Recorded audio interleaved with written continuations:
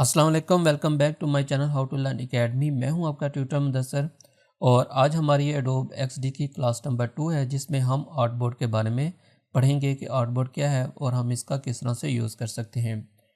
किसी भी सॉफ्टवेयर में अगर आप एडोब इलस्ट्रेटर की बात करते हैं तो उसमें भी आपके पास आर्टबोर्ड होता है और आप एक टाइम पे एडोब इलस्ट्रेटर में भी जिस तरह से मल्टीपल आर्टबोर्ड क्रिएट कर सकते हैं, सेम इसी तरह आप एडोब एक्सडी में भी एक टाइम पे मल्टीपल आर्टबोर्ड क्रिएट कर सकते हैं। आर्टबोर्ड के ऊपर क्या करते हैं आप, आर्टबोर्ड एक कॉम्बिनेशन होता है आपके ऑब्जेक्ट्स का, पिक्चर्स का, जिस पे आप अपना डिज़ाइन करते हैं और उसी आर्टबोर्ड के ऊपर ही आप जो भी काम करते हैं वही आपकी एप्लीकेशन में या आपकी वेब में या जो भी चीज़ आप इस पे क्रिएट कर रहे हैं उसमें शो होगा। वो जो आर्टबोर्ड के ऊपर आपने जो कुछ भी डिज़ाइन किया होगा, डिस्प्ले किया होगा। अभी आप यहाँ पर देखें तो ये हमारे पास एक आर्टबोर्ड है। जब मैंने एडोब एक्सडी को ओपन किया था तो शुरू में हमारे पास प्रीसेट आते हैं, जैसा कि हमने लास्ट वीडियो में देखा था। तो उसी में से मैंने इस प्रीसेट को यहाँ पर सेलेक्ट किया है। अब आप अगर इस प्रीसेट के ऊपर देखें तो यहाँ पर इस प्रीसेट का नाम आ रहा है जो कि मैंने कल यूज़ किया था। इसका नेम है आईफोन एक्स एक्सएस। अगर आप इसको रीनेम करना चाह रहे हैं तो आप जस्ट इसके ऊपर क्लिक करें और आप इसको यहाँ से चेंज कर दें। यहाँ पर आप इसका कोई भी नाम रख सकते हैं। मैं होम स्क्रीन इसका नाम रख लेता हूँ या इसका आप फर्स्ट स्क्रीन रख लेते हैं। जो भी आप इसका नाम रखना चाहें आप रख सकते हैं। और अगर आप यहाँ पर इसके आर्टबोर्ड के ऊपर देखें तो जब मैं यहाँ पर, अब मैंने यहाँ पर जो लाइट ग्रे एरिया है वहाँ यहाँ पर क्लिक किया है तो आर्टबोर्ड हमारा डिसेलेक्ट हो गया। अब अगर मैं दोबारा इसके ऊपर क्लिक करता हूँ तो आपको यहाँ पर बाउंडिंग बॉक्स नज़र आ रहे हैं।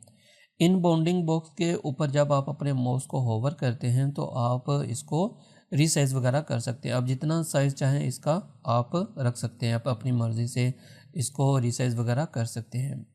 और अब अगर आप यहाँ पर मज़ीद आर्टबोर्ड्स क्रिएट करना चाहते हैं तो वो आप किस तरह से करेंगे। अब अगर आप यहाँ पर आ जाएँ तो यहाँ पर हमारे पास है आर्टबोर्ड।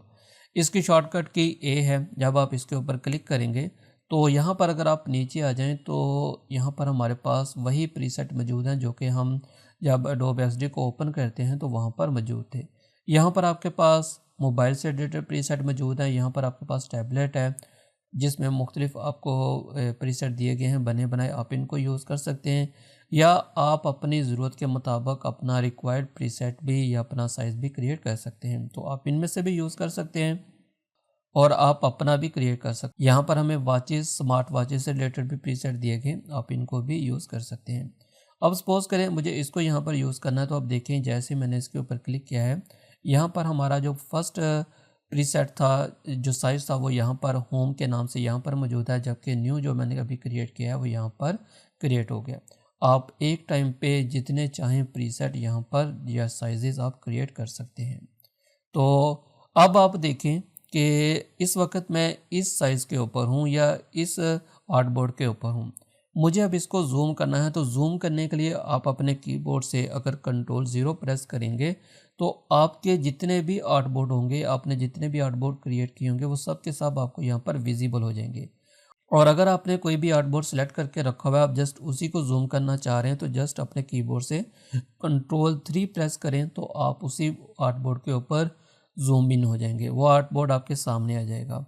और अगर आप कंट्रोल 1 प्रेस करते हैं तो वो और ज़्यादा जूम हो जाएगा, कंट्रोल 2 की सूरत में वो और ज़्यादा जूम हो जाएगा।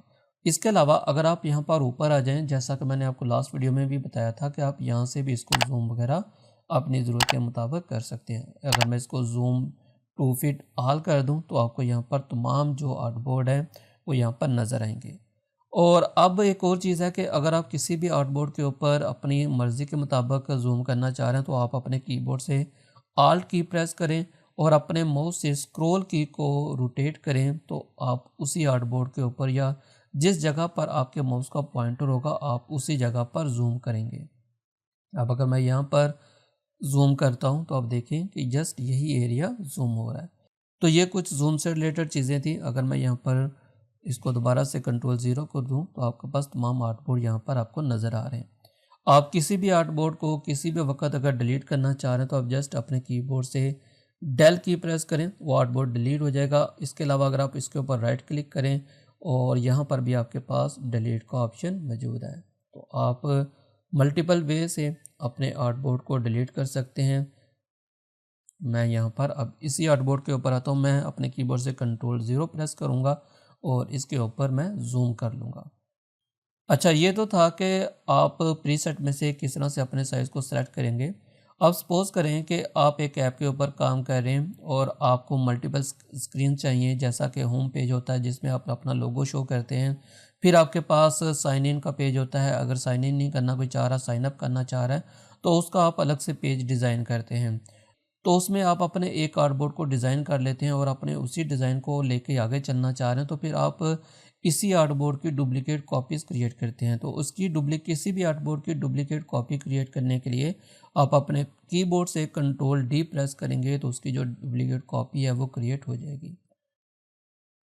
और अब आप यहाँ पर इसका जो नाम है वो चेंज कर सकते हैं। आप इसको फर्स्ट स्क्रीन रख सकते हैं, इसको आप साइन इन पेज रख सकते हैं, इसको आप लॉगिन पेज रख सकते हैं। तो इस तरह से आप अपने पेजेस को यहाँ पर रीनेम वगैरह कर सकते हैं।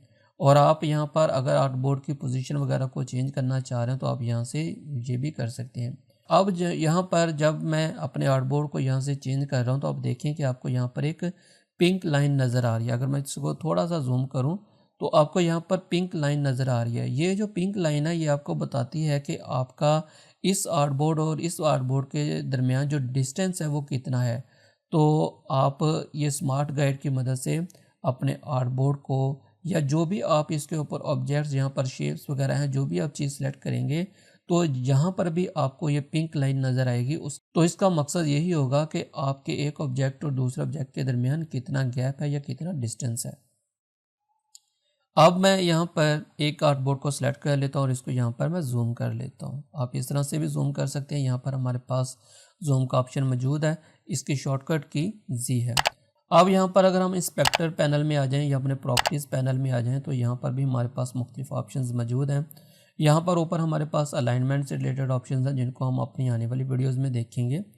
यहाँ पर नीचे हमारे आर्टबोर्ड का साइज़ है। अगर आप अपने आर्टबोर्ड का साइज़ इंक्रीज़ करना चाह रहे हैं, अगर मैं यहाँ से इसका साइज़ इंक्रीज़ करूँ तो आप देखें कि यहाँ पर भी इसका जो साइज़ है वो इंक्रीज़ हो रहा है। सेम इसी तरह आप इसकी हाइट को भी कम या ज़्यादा कर सकते हैं।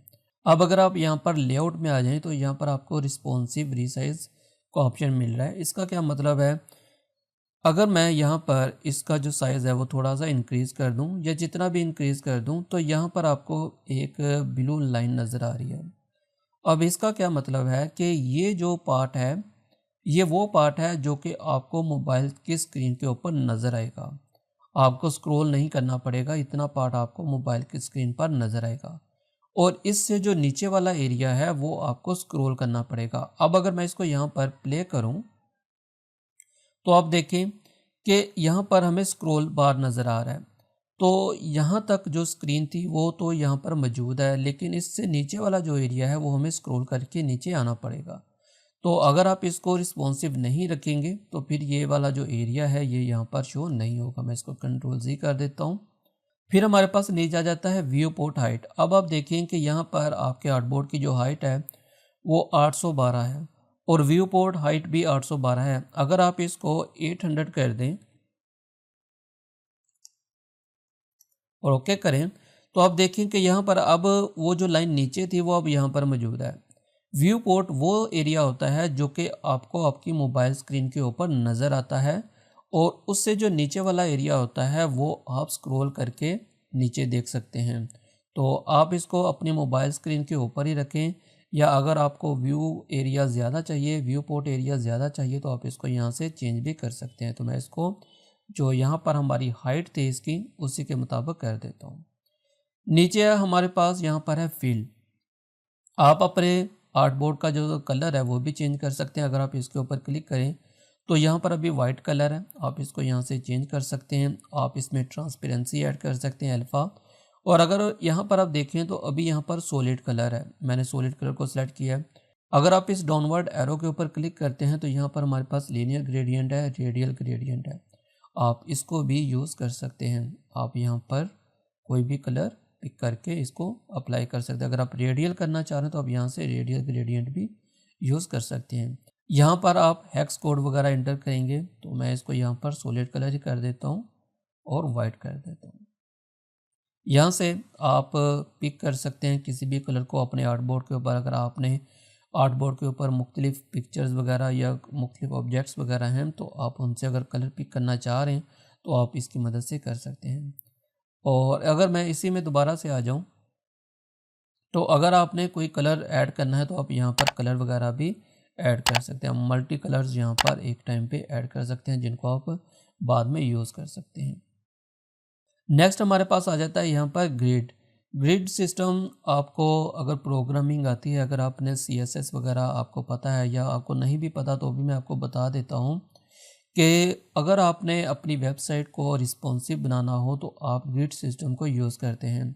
यहाँ पर जब आप ग्रिड के ऊपर क्लिक करेंगे, तो अगर मैं इसको क्लिक करूँ, आप अपनी वेबसाइट को जब रिस्पॉन्सिव करते हैं तो आप अपनी वेबसाइट को ग्रिड की मदद से रिस्पॉन्सिव बना सकते हैं।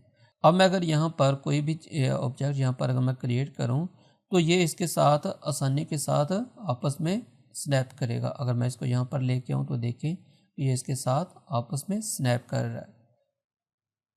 और इसके बाद हमारे पास इसी में अगर आप ग्रिड में दोबारा से आ जाएं, मैं ग्रिड के ऊपर ही आता हूँ अपने आर्टबोर्ड के ऊपर।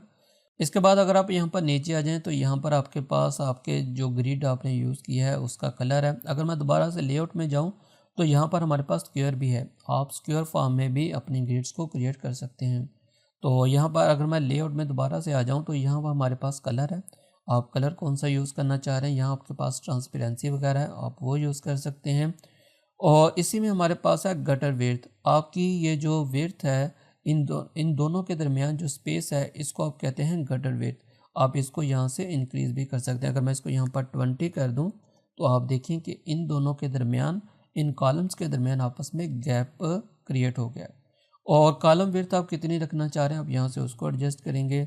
फिर हमारे पास यहाँ पर आ जाता है different margin for each side. तो आप जो मार्जिन है वो डिफरेंट रख सकते हैं।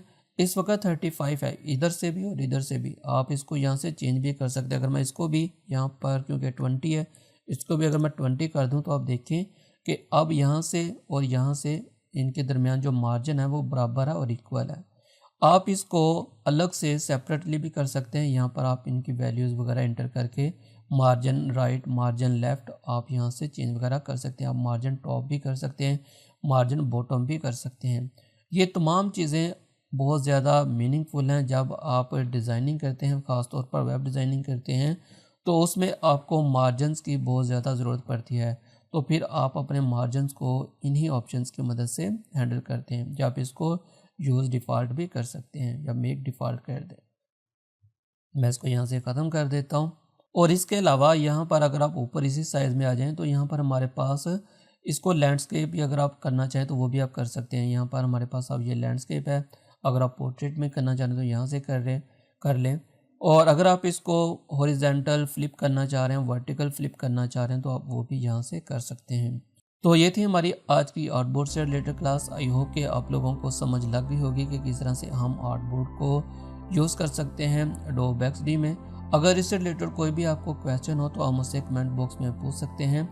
और उम्मीद करता हूं कि आप लोगों ने एडोब XD को डाउनलोड कर लिया होगा और आप इसको एक दफ़ा ओपन करके आर्टबोर्ड के ऊपर ये तमाम चीज़ें खुद से करके देखिएगा, ताकि जब हम नेक्स्ट वीडियो में आएँ तो हमें आर्टबोर्ड से रिलेटेड कोई भी प्रॉब्लम ना हो। तो मिलते हैं नेक्स्ट वीडियो में, तब तक के लिए अपना और अपने प्यारों का ख्याल रखिएगा। अल्लाह हाफ़िज़।